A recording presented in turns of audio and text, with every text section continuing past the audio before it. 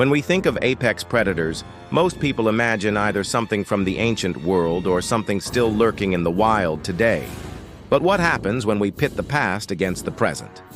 Let's look at the fight statistics. In the blue corner, we have the Velociraptor standing at 6 feet long with a blistering top speed of 40 miles per hour. In the red corner, we have the heavyweight tank of the modern reptile, 10 feet long, over 150 pounds of pure muscle and a venomous bite. So who would win in a head-to-head battle? Let's start with the Velociraptor, the cunning, agile predator made famous by Jurassic Park.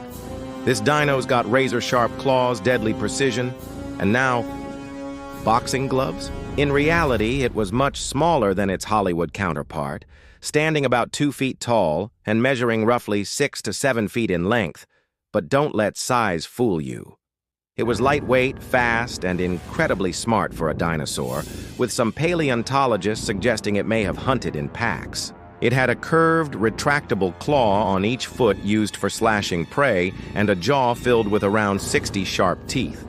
If you're looking for agility and speed, the raptor checks both boxes, likely capable of reaching speeds up to 40 km/h.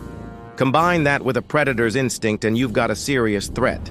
Now in the red corner, the Komodo Dragon. Now enter the Komodo Dragon.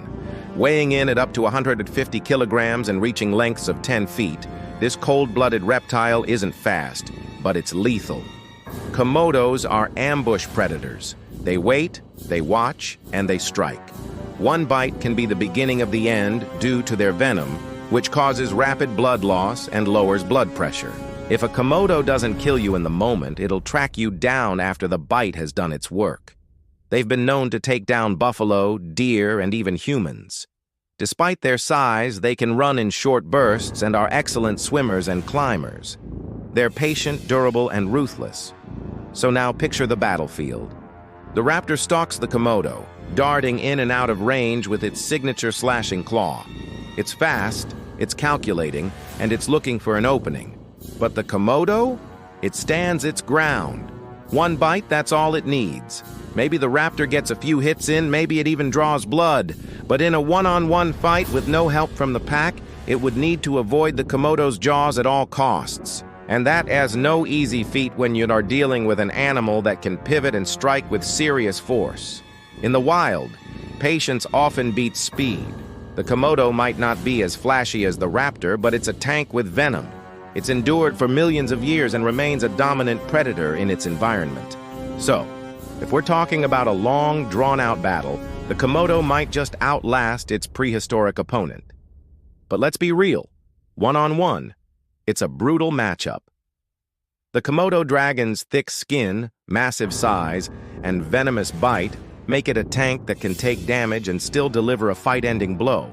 If the Velociraptor slips up just once and gets bitten, the countdown begins. So, in a solo showdown, the Komodo Dragon most likely takes the win.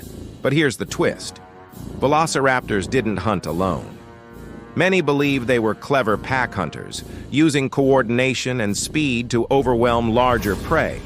So if we're talking multiple raptors versus one Komodo, that's a whole different story. The raptor's speed, teamwork, and relentless strikes could easily turn the tide.